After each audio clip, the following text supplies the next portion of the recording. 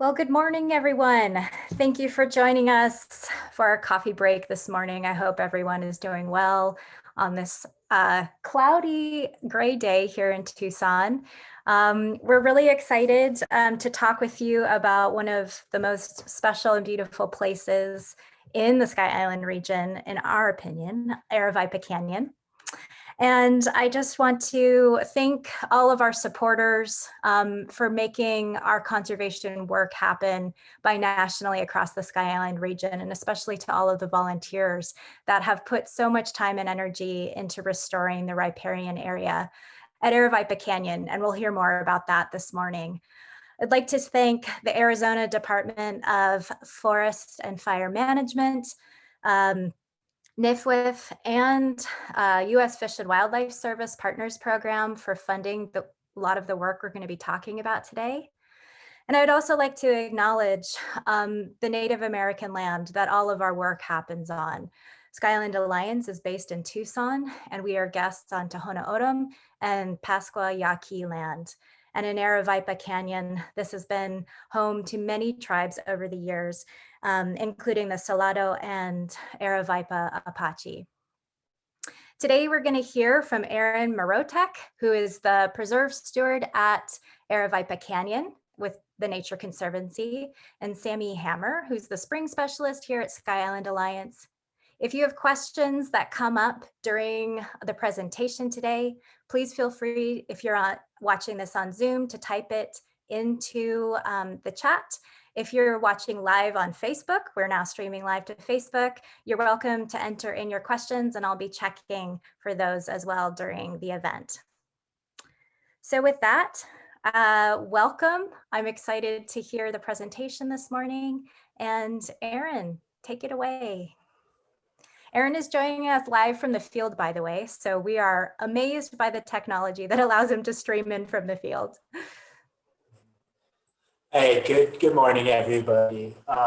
Yeah, thank you, Emily, for that introduction, and thank you, Sky Island Alliance, for hosting this presentation about our preserve and the work that you guys do here on the invasive species Vinca here. Again, yeah, my name is Aaron Mrotek, and I am the Aravaipa Preserve Steward out here. And the preserve is owned and run by the Nature Conservancy. And what I plan to do this morning in my portion of the presentation is to talk a little bit about the area and a little bit about what we do out here on the preserve. And then I'd like to kind of pass it on to Sami to talk a little bit more about what Sky Island Alliance does with their volunteer crews out here.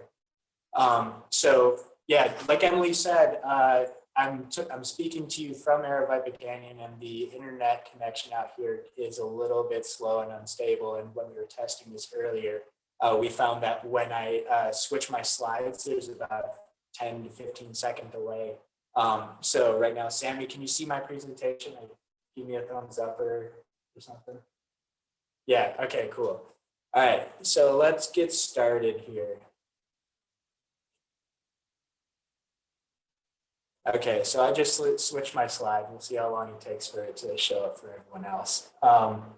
But first, I'd like to talk about the Nature Conservancy just a little bit for those of you guys who are unfamiliar with the organization.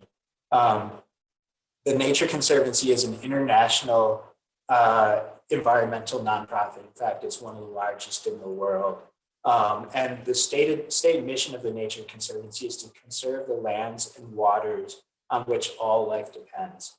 And historically, the Nature Conservancy, I'll refer to it as TNC sometimes. Historically, TNC has approached conservation through land acquisition, acquiring lands of high conservation importance. And often these were areas adjacent to public lands, national parks, national forests, BLM lands, to kind of create a larger buffer zone around those areas to create contiguous landscapes for wildlife and for the greater ecosystems.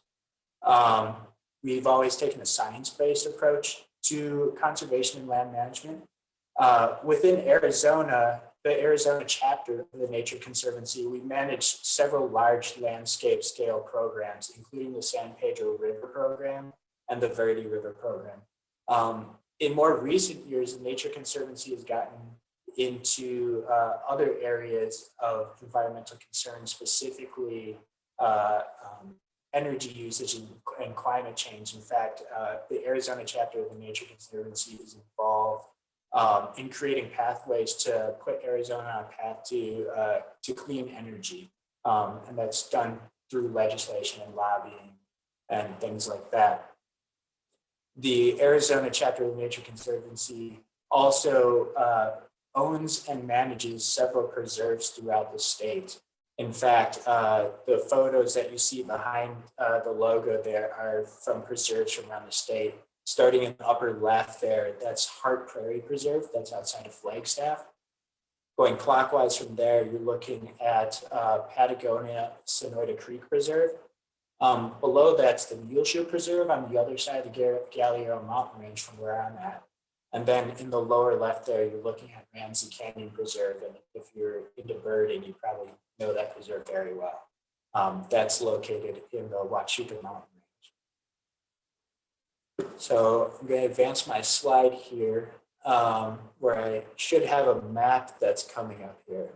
So where is Aravaipa Canyon Preserve?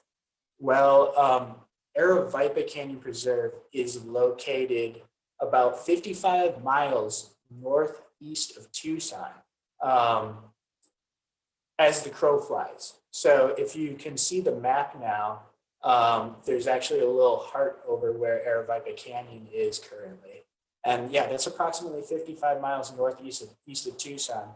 But you would find that it's actually much more remote than the 55 miles would suggest, because there are no roads that go directly between Tucson and Aravaipa to the east side. You would have to go down through up to the east on the 10 to Wilcox and then go northwest from there.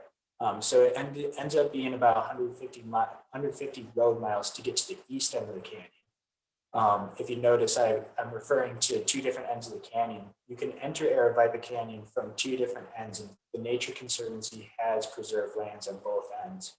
To get to the west end of the canyon, it's a shorter, approximately hour and a half drive north on Highway 77 to get to Mammoth, and then to get to the Aravaipa Road that would get you into the west end.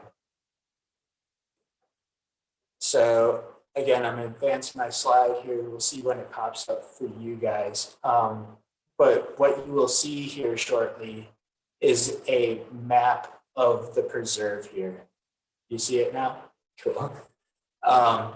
So what you're seeing here is a map of the preserve, and the preserve in total is about 53,000 acres.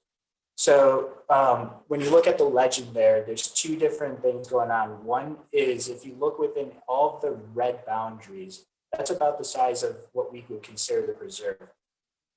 Only the green shaded areas is actually owned outright by the Nature Conservancy. So I'm going to take my mouse. The canyon moves through this area right here.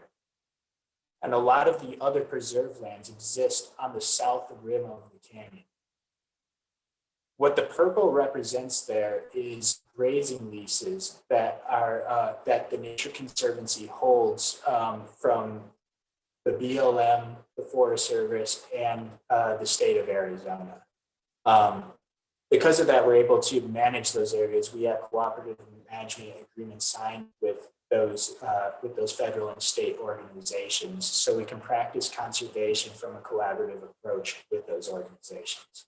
So yeah, in total, there's about the TNC deeded land is about 9,000 acres, and the public grazing leases are approximately 44,000 acres of the preserve. We'll talk a little bit more about that going forward. But what I want to do next is just go through, I got 5 slides here just showing kind of different images of what Aravaipa looks like and the diversity of life that is down in this canyon. What you're going to see on the left there is an ocotillo leafed out. probably shortly after some monsoon rains there. And then to the right is actually Aravaipa Creek. It's not showing that photo. Oh, there it is. Uh-oh. Oh, We're cool. caught up. Great, thanks, Emily. Okay, I'm going to advance the slide one more time. And these next two slides should give you a little better look at what the canyon is.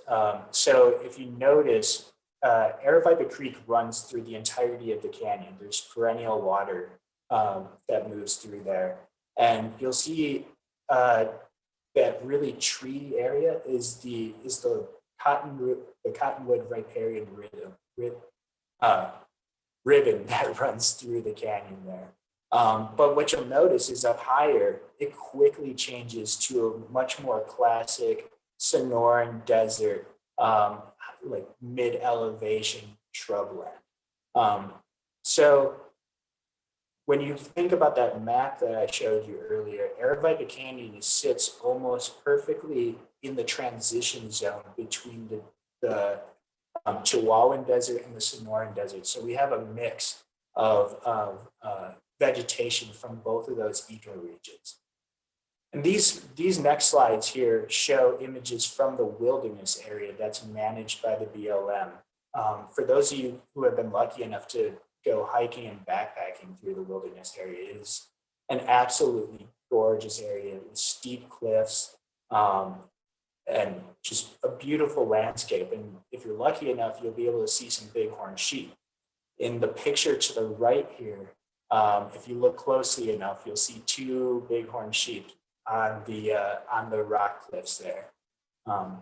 So yeah, I highly recommend, if you've never had the opportunity to backpack or hike in Aravaipa Canyon, to use the BLM's website, recreation.gov, to obtain wilderness permits in order to go visit that area. It's absolutely worth it. Aravaipa, the greater Aravaipa area is home to like the main Aravaipa Canyon, but there's several side canyons that are really wonderful to explore and are helpful for creating linkages from the Galliero mountain range to the Santa Teresa mountain range. So the picture that is hopefully popping up on your screen here to the left is an image of one of those side canyons in the wilderness area. The picture to the right there is the tablelands around Aravaipa, and of course a beautiful sunset. And then these last two pictures I just wanted to throw in because they were beautiful. The picture on the left is actually been taken just a couple days ago when we all got that really wonderful precipitation. And at this elevation, we got quite a bit of snow, a couple inches. So Southern Arizona really needed that after 2020's drought.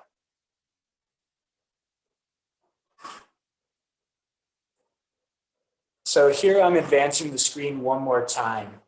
And in this image, what I wanted to point out was the preserve's importance when it comes to habitat connectivity and wildlife corridors. If you look at the key on the upper right hand of your screen, you'll notice that the dark green is federally protected land. That includes Forest Service land, BLM land. It's also, it'll show your national parks. If you see Tucson on the map, you'll see Saguaro National Park is also in green there. The purple is your native reservations. Okay, so up above Aravaipa, our preserve is actually adjacent to the San Carlos Apache Reservation. Your lighter green is state land. And then the next one of importance here is this red private conservation land. If you look closely where my mouse is pointing, you'll see a bunch of little patches. You'll see some patches of red through there, and that's the TNC deeded land that we were showing in that map earlier. And then, of course, a lot of that surrounding green is also what we would consider the preserve with our cooperative management agreements and our grazing leases that we have with the federal and state land management agencies. This area, the greater Aravaipa region, is a very important wildlife corridor. As you see right below that area, this is the Galiero mountain range here. And the Santa Teresa's exist to the north of the preserve. And so what we try to do on this preserve is to optimize this environment and like make it as natural as possible to have this be a healthy and intact wildlife corridor for species to move, for them to have the necessary ability to move from one mountain range to another, which is very, very important in Sky Island ecology.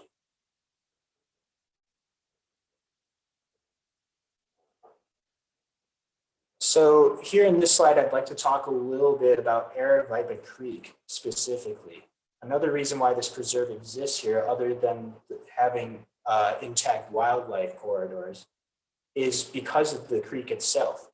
Aravaipa Creek runs for approximately 20 miles. The headwaters starts in TNC's deeded lands on the preserve and runs through five miles through TNC land before it reaches BLM land.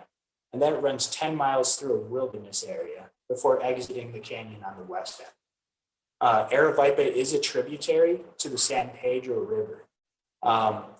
In normal times, the Aravaipa Creek does not actually connect a surface flow to the San Pedro River, but there's a subsurface flow that does reach the San Pedro River. So like once the surface water exits the canyon on the west end, it will actually go subsurface and continue on toward the San Pedro River at that point. Aravaipa Creek is important for a lot of reasons. I mean, first of all, it's a perennial creek, meaning that it runs year round, and therefore it supports an incredible ecosystem in this area. But Aravaipa Creek is also home to Arizona's most intact native fishery. We have 7 species of native fish that exist in this area and two of them are actually federally listed. And those 2 fish are here on the left side of the screen. The top image there is a photo of a spike dace, and below that is a loach minnow. And those are 2 federally listed fish. And what's really interesting about these 2 fish is they do fantastic in this creek. This creek, there's nowhere else in the world that you'll find the numbers and the density of spike days as you do in Aravaipa Creek anywhere else in the world. It's really an incredible system. And part of the reason why this system is so healthy is because there are no checks on what its natural hydrograph is. And what a hydrograph is, it's essentially a creek's flow pattern. Okay, so we have no dams upstream of the creek that are preventing floodwaters from coming down into the canyon. So the native fish in this creek are adapted, have developed the ability to exist in these floodwaters to essentially hold their position in the creek while a flood moves through the canyon. Whereas non-native fish, and there are 3 non-native fish that have been found in this creek over the past decade, those non-native fish aren't adapted to those flashing systems. So they get flushed out of the system and over a fish barrier, which is essentially just a high concrete wall, a artificial waterfall that prevent fish from swimming back up and over. So that's part of the reason why the system is so intact from a fisheries perspective. So moving on, other things that we do on the preserve is we do something called native grass cropping. And what native grass cropping is, it's cultivation of native grasses for hay, seed, and other products. So what you're looking at right now is we essentially farm native grasses. We grow these grasses in densities that are higher than what's natural, and we're able to do that through irrigation. And what we do is then we'll, as you can see in the image on the right-hand side, we'll actually go through, mow and bale these native grasses. And those are used for largely restoration purposes. So we use these native grass hay bales to essentially simultaneously seed and mulch areas in the preserve. We also do a lot of seed collection out here. Different organizations, including Sky Island Alliance and the Gila Watershed Partnership, have been out on our preserve to do seed collection in the past. The farm itself is also important because it's an upstream seed source for the larger area. A lot of the seed in this area will naturally spread and propagate, whether it's through wind or animal transport or other mechanisms, to areas around the farm to help spread native grasses throughout these what are largely grazing lands. And then we also use them as cattle feed. I'll talk a little bit more about our sustainable grazing program here shortly, but we do have a small cattle herd, and these hay bales are used to feed our cattle during times when we don't want our cattle out on the range, usually during monsoon season when a lot of the native grasses need time to become established and grow. Okay, for the next slide here, of course, on the preserve, we do a lot of restoration work. As I'll talk about shortly, this canyon has historically been utilized for homesteading, for grazing and agricultural purposes, and a lot of those, there's a lot of legacy effects from those past times. So we're looking at some degraded floodplains, some degraded riparian areas. And so a lot of the work that I do is restoration based. So we do grassland restoration, riparian restoration, and erosion control work often on this preserve. In the image on the left there, you're actually looking at some coyote willows that I propagated to be used along the stream banks for both erosion control, but also, as we'll talk about shortly, to replace Vinca that is removed from the stream banks. We're not trying to remove Vinca and leave bare patches of dirt. I like to replace those with native plants. In the center photo, you're looking at some containers full of saccatone babies in there. And I propagate my own grasses for restoration as well in a greenhouse here on the preserve. And then on the photo on the left, you're looking at some erosion control work, and that's specifically a structure called a Zuni bowl that you use at head cuts to stop the head cut and to begin the natural healing process of these gullies. You want to allow the sediment to naturally aggregate in these areas, and that Zuni bowl helps quite a bit. So we do a bit of rock work and erosion control work on the rangelands on this preserve.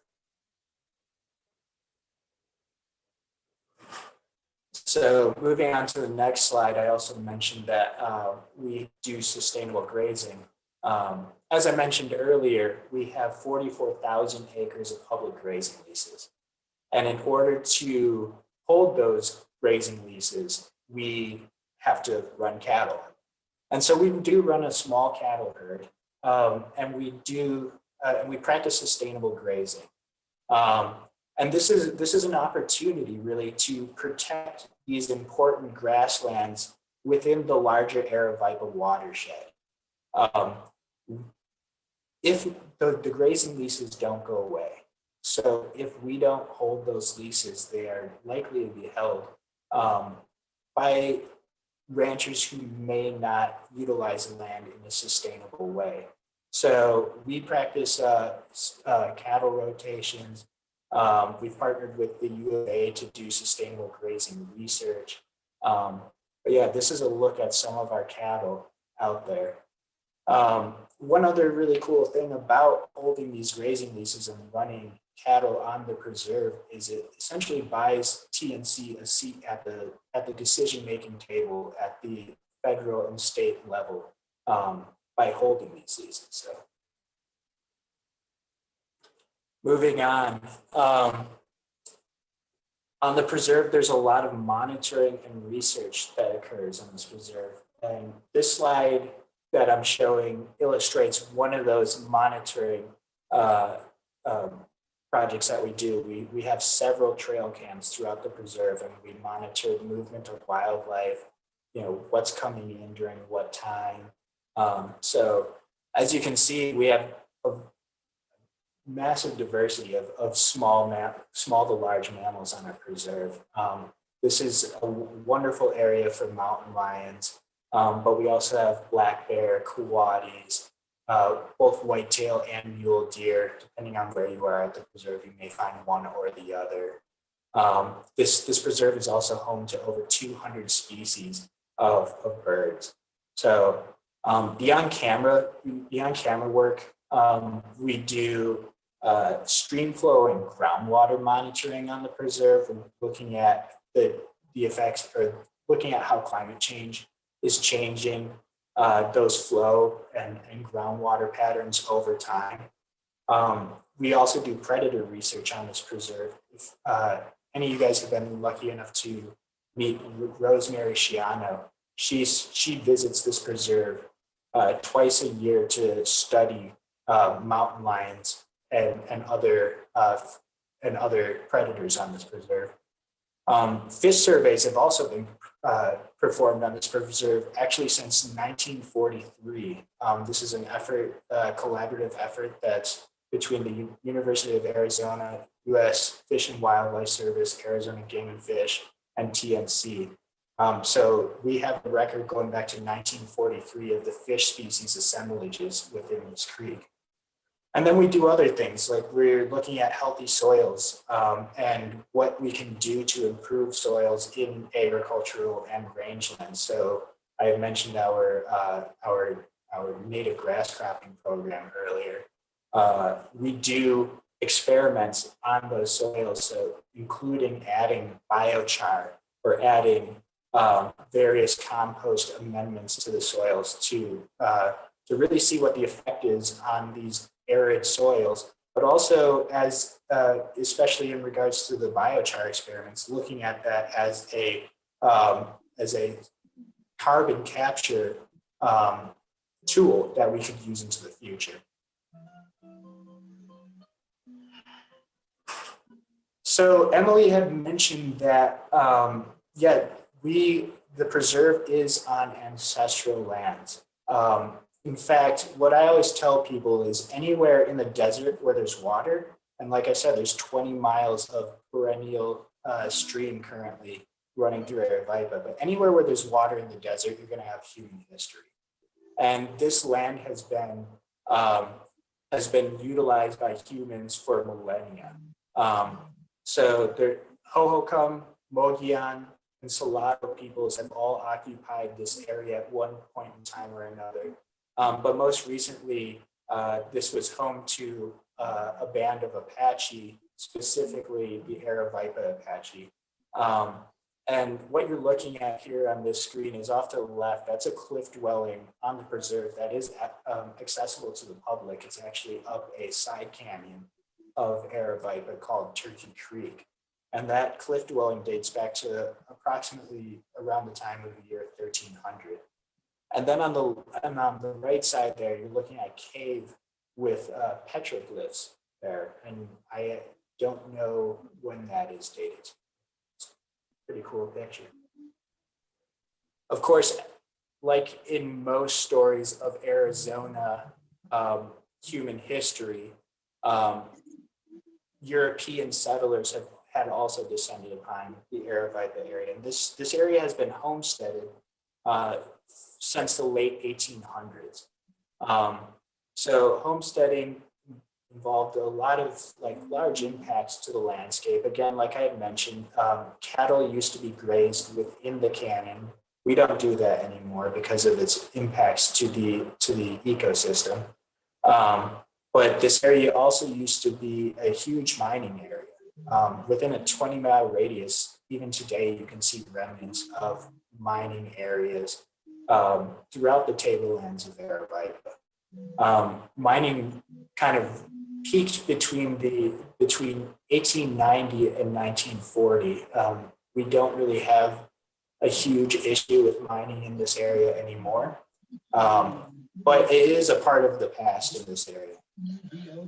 Because of these homesteads, we're going to move on to like our what the topic of this presentation is, which is Vinca. The people in these homesteads at one time or another, ran and managed gardens. And one of the plants that a lot of homesteaders brought in was this plant here that you see called Vinca. So it started off as an ornamental plant in homesteading.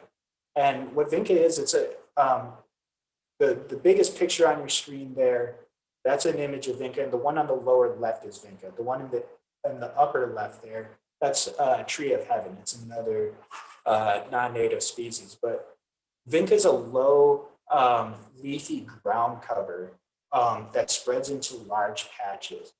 And it does especially well in this desert riparian understory.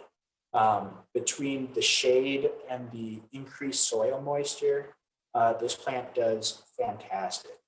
And Vinca's an especially difficult issue in this canyon because it spreads vegetatively.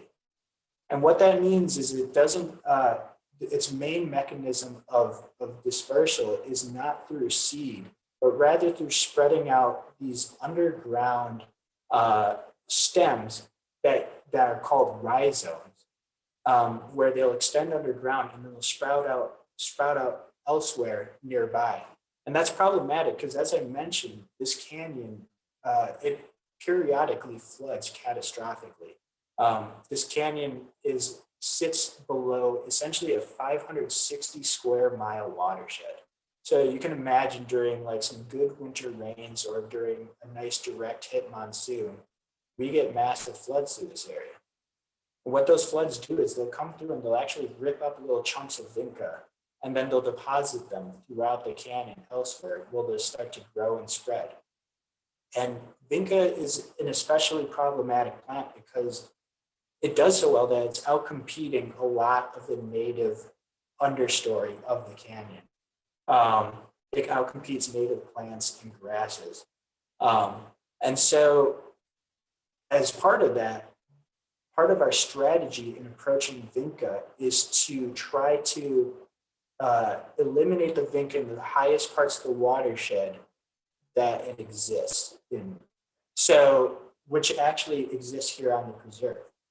So we have TNC, we kind of have a responsibility to the larger canyon to slowly start to take this Vinca out, because without taking out the Vinca in the highest part of the watershed, it can always flow down or be ripped out and redeposited elsewhere throughout the canyon. And so a lot of my work here is involved in eliminating this plant. And my mechanism of doing so here is often with herbicide. And so the Vinca it's an interesting plant because the leaves have a really thick and waxy surface that kind of make it difficult to kill with herbicide. And so what I've been doing over my 2.5 years here is figuring out what are the conditions that are optimal for utilizing glyphosate specifically to eliminate this plant. And I've come up with some conclusions, and some of I'm finding that between rainfall and temperature and time of year, those three things can be predictors for when glyphosate is effective with this plant. For glyphosate to be effective, the plant needs to be metabolically active, needs to be transferring its carbohydrates from its leaves to the roots. And so there's not a lot of literature out there, not a lot of scientific literature about when that occurs, especially here in the arid Southwest. A lot of research has been done in the Northeast part of the country, but as you can imagine, a lot of those environmental factors don't apply out here to the arid Southwest. So that's my little intro to Vinca. And I think we might have time for questions at the end, but right now what I'd like to do is pass on the mic here to Sami Hammer, who's going to talk a little bit more about what Sky Island Alliance does with Vinca in Aravaipa Canyon. So thank you for listening.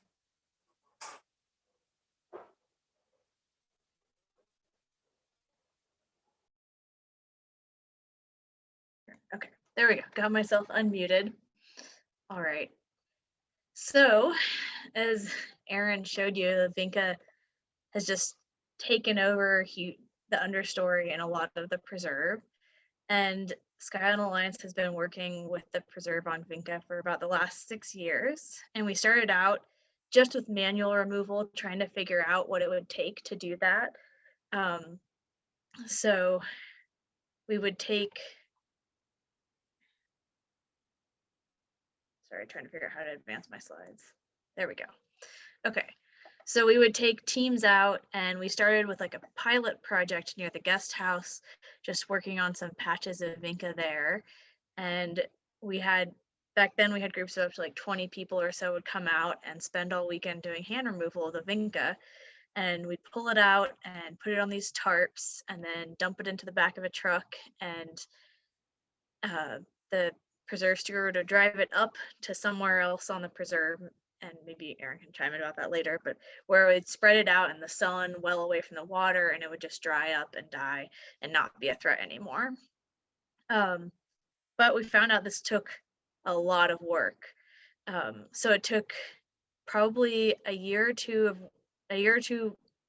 worth of work, with lots of volunteers coming out on numerous trips just to clear an acre. So it takes like hundreds of man hours to remove all the Vinca manually.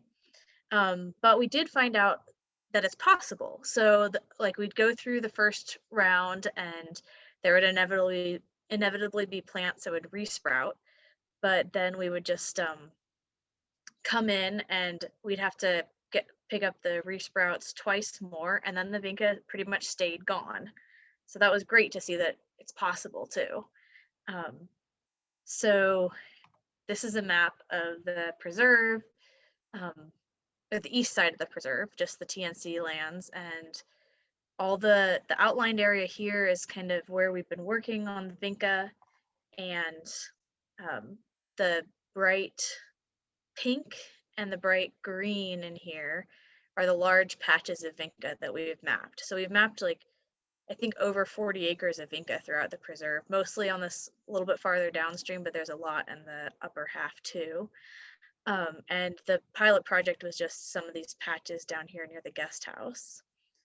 So as Aaron was saying, we've kind of worked together to like find this new approach where Aaron concentrates on using herbicide up in the upper floodplain areas where it's well away from the water and safer for all those amazing fish and amphibians that live in the creek. And then we take and we just do manual removal along the banks, all along the stream. So here you can see an example of some of the Vinca on the banks. You can see like there's no way to spray this safely and keep that glyphosate out of the aquatic ecosystem. So we come in here with hand tools like this and work on taking that out manually. We get to stand in the creek while we do it. So our approach here is, this is actually Megan, our wildlife specialist, working on some Vinca, but we dig through the bank a little bit, loosen up the soil, pull out all the roots from everything, and work the Vinca, remove everything within the first like 3 to 6 feet of the water's edge, depending on kind of where that bank edge is. So we try to get up to that. So the first thing we do is we go on the hunt, and as Aaron mentioned, we're starting in the upstream ends. So we pick our section of stream that we're working on, and work from the upstream end and walk down it with volunteers and our tools, and keep our eyes peeled for Vinca plant we've seen now. So there's not anything else out there that really looks like it, especially the waxy coating it has on its leaves. So it's pretty easy to tell apart from other things. And then we get in there with our hand tools and start digging and pulling, and yeah. And then as Aaron showed you, like it's really viney and it spreads through these like shoots and underground. So it's really important to get in there and get all of the um, main root material and the runners connecting the roots underground. So just something it's fun. You can like really pull in there, but you want to be really careful to get everything and also to not drop anything in the creek, because then that's just giving it something to propagate farther downstream and doing the opposite of what we're trying to do. So it can be rather tiring, as you see here. But some of the banks look different everywhere. There's a pretty shallow one. We put the Vinca first in these 5-gallon buckets. You can see us working here on a steeper bank. And the water's not usually more than a foot deep and pretty nice to be in most of the year. Although when we work in like December, January, February, it's often nice to have mud boots or something like that to keep your feet dry. So you can see here the bank's taller. We like worked our way all the way up to the top of the bank here. And then this is just more photos of volunteers. This is all pre-pandemic, of course. Working on a shallower bank. And then we bag all that Vinca up into these trash bags and haul it back to the guest house or wherever our trucks are parked. And take a group picture there with our victorious Vinca removal. And then Aaron takes it and lays it out in the sun to dry and die. So it's a little bit different now with the pandemic. We are working a little bit farther apart, which is safer anyway for all the hand tools we're using, keeps us from hurting each other accidentally, which we should be being careful of anyway. And we found that the masks, like people, when we're spread out like this, we don't necessarily have to wear masks all the time, but we found that they actually help a lot with like the dirt and other allergens that we're digging up. And they keep you warmer when we're working out there in December like we were here.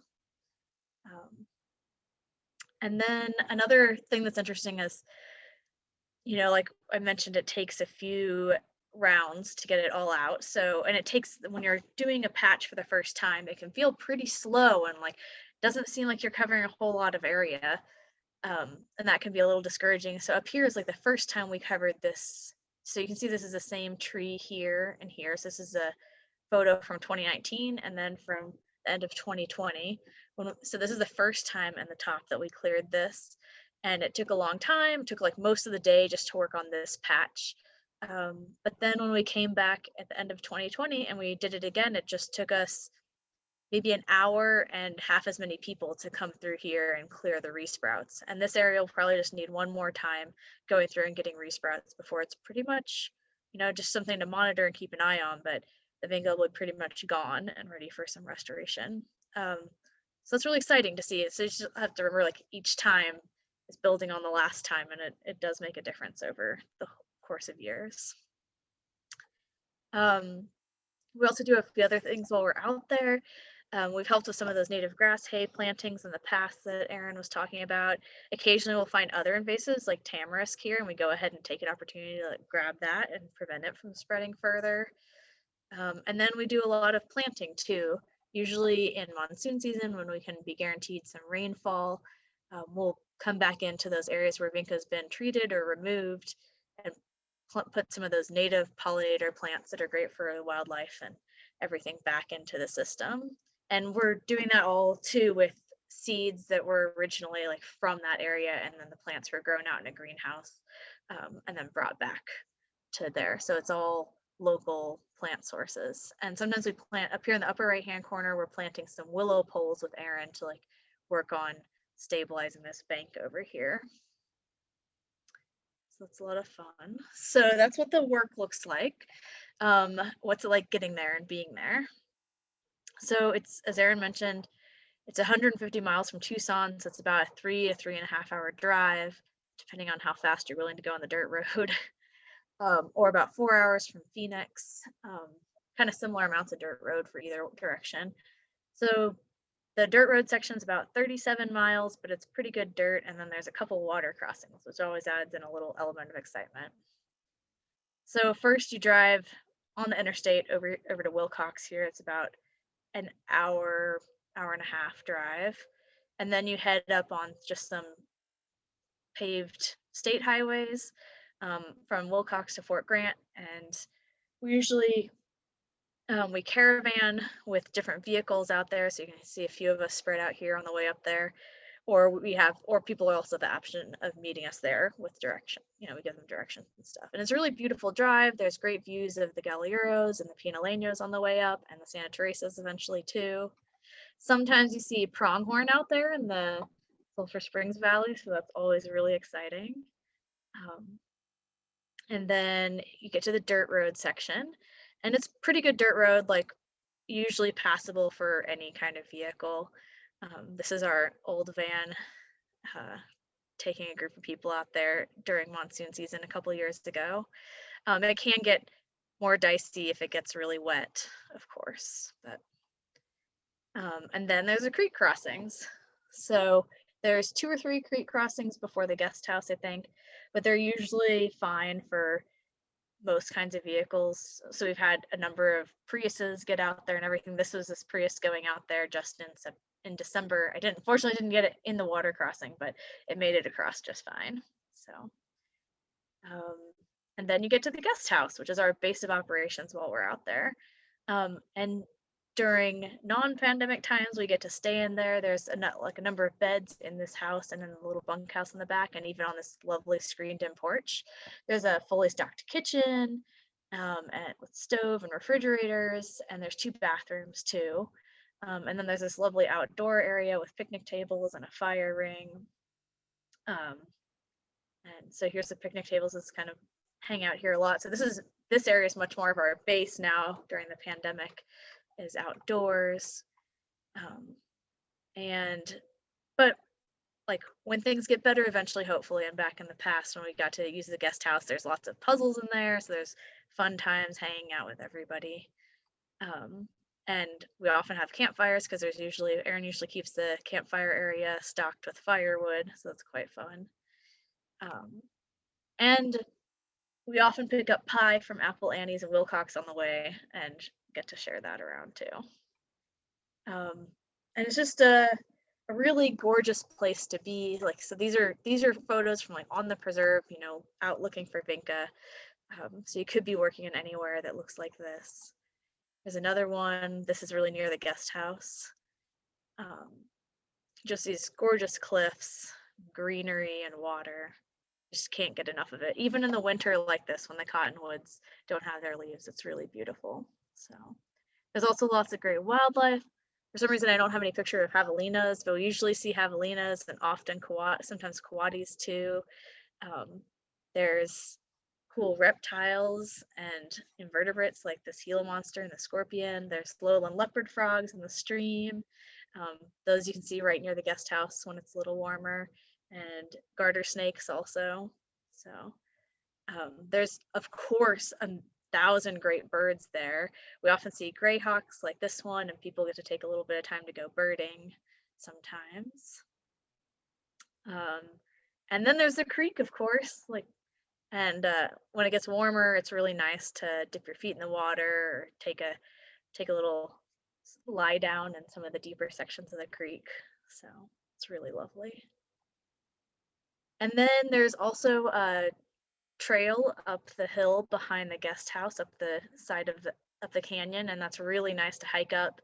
You get great views of the canyon, and you can even see the sunset on the Santa Teresas in the evening. So we try to give everybody a little bit of time, like an hour or 2 here and there at least, while they're out there, to not just work but enjoy the amazing place they're in. So we're of course in the middle of this whole COVID pandemic thing, so we've taken a number of precautions to keep everybody safe. You can see us here spaced out a lot more in this picture while we're doing our safety talk, and keeping everything outside. So one of the things we're doing is limiting the group size to 10 people total, like the CDC guidelines. So that's assuming Aaron might be out with us. We'll have a couple SIA staff, and then we're limiting the trips to 7 volunteers. And then we're having everybody camp instead of using the guest house, and having each household bring all their own food, camping gear, and cooking gear, so everybody can kind of spread out among the picnic tables and on the other tables that we bring and keep our distance from each other. Likewise, we're driving separately. So normally there'd be an option to ride with the work vehicles. But right now we're having everybody drive their own vehicles out there. But as I said, like most vehicles can usually make it. And you can meet us there on your own or caravan with us from SIA's office. And then sometimes we need to take one of the more capable vehicles farther into the preserve to get to some of the other Vinca patches. And in that case, we'll carpool in those vehicles, but we'll have the windows down, have masks on, and it's just a short ride. We try to have everybody keep track of their own tools for the weekend, and we'll stay spaced out like we've shown. And still good to always keep a mask handy in your pocket. So if we have to, come over and look at something, we can both pop our masks on. And of course, one huge safety factor is just that we're working outside. So there's a lot better airflow. We're not all sharing the same airspace. We do have access to one of the bathrooms in the guest house, but we're asking everybody to wear masks when they go in the bathroom. We have hand sanitizer and wipes to wipe down all the surfaces. Every time anybody goes in there, they should do that before they leave. And then do things like brushing your teeth outside of the bathroom. And we're having everybody bring their own work gloves, and we'll of course have a touchless thermometer available. If anyone starts feeling a little iffy, they can check that and then head home if they need to. So, but yeah, we just want to say thanks again, and all this work wouldn't be possible without all of our volunteers. It's really fun out there, and over the years people have donated thousands of hours to this project and helping eliminate Vinca in the canyon, and we have made a difference. And we have several trips coming up. The March trips are actually full. We have one spot on the February trip, but there's wait list on all of these, so you can join a wait list, and we'll often have to pull people from them when other things come up for people that are registered. And we have more trips coming up in April and May, so just keep track of our Skyline Alliance tracker and email or our website to sign up for those trips. So now we have time for questions.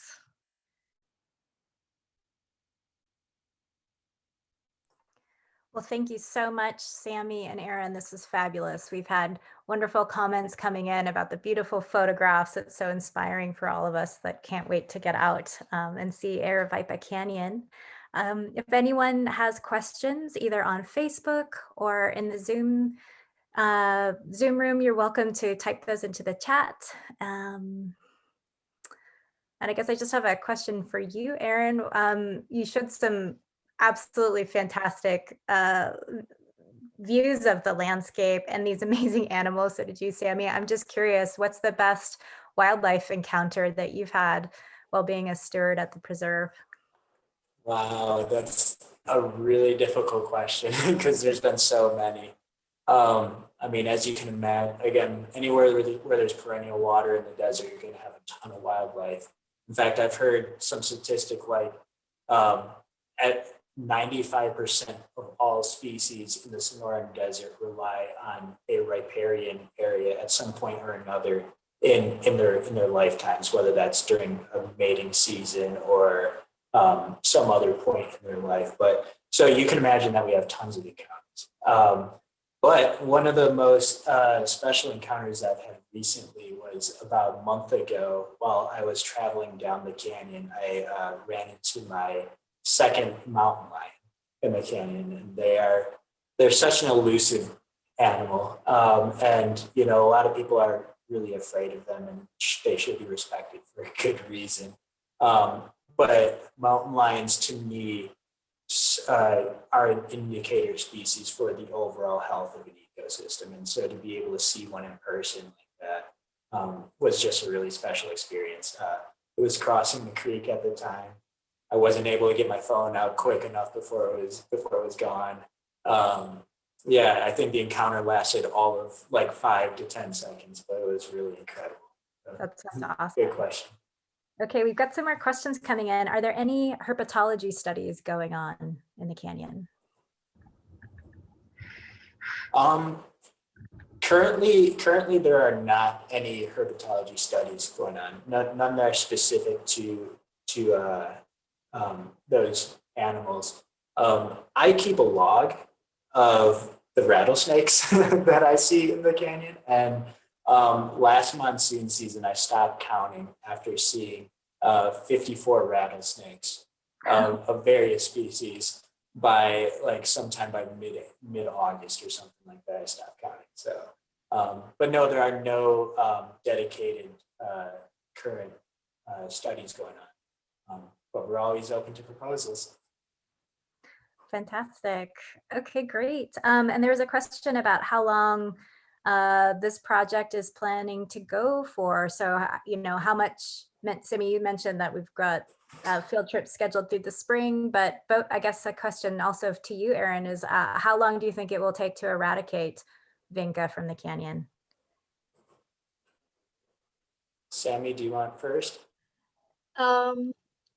Yeah, I guess I was gonna say, like, I think it depends on how much funding we can get. I mean, the manual removal is gonna take, we can't do that more than a certain speed probably, but I think a lot of it probably depends on funding for like help for Erin to cover those huge areas in the uplands. And then, so I don't know, 2 to 10 years, 3 to 10 years. What do you think, Erin? So yeah, let me piggyback a little bit on something that you said there. In conservation, everything gets done through either grant money or through volunteers. Okay, and Sky Island Alliance has been an incredible partner for the Nature Conservancy here in Aravaipa Canyon for several years now, and have brought out wonderful volunteer crews. And it takes these crews to get rid of this Vinca. So the more people that can get out here, especially post-COVID times, the quicker it's going to get done. I estimate, just based on my 2.5 years being here and the progress that we've made year by year, we're looking at maybe approximately 8 years into the future when we might be able to have this eradicated. And yeah, I think it might be about that much time, but again, like it's really on the backs of people who care about this area and who are interested in helping the ecological reality of this canyon. And so I invite you guys all on this call to be part of that at some point or another. I'd love to see you out here. I'll tell more stories around the campfire if you do. Okay, we'll hold you to that. Well, thank you so much. I just appreciate everyone joining in today. We've had so many comments about enjoying the presentation. So thank you, Sami and Erin, for sharing your experience and all about Aravaipa Canyon. Today's recording will be available on Facebook. It's also will be posted today on skyislandalliance.org in our library, and you can find all of our coffee breaks under library in the main menu on our website. I'd like to invite you to join us once again for a coffee break in 2 weeks. On February 11th, we will be hearing from National Park Service staff at Saguaro National Park, and they're going to be sharing with us insight into the new high elevation springs that they've recently discovered in the park. We're still finding water sources in the Sky Island region, which is really exciting. So you're not going to want to miss that. We'll be streaming it live on Facebook at 9:30 on February 11th, or you can register to join in the Zoom, and that's also going to be available on our website shortly. So make sure you're following our social media channels and our Sky Island tracker, which is a bi-monthly newsletter that comes out. You can sign up for that on our website. So thank you all so much, and have a great day. Bye.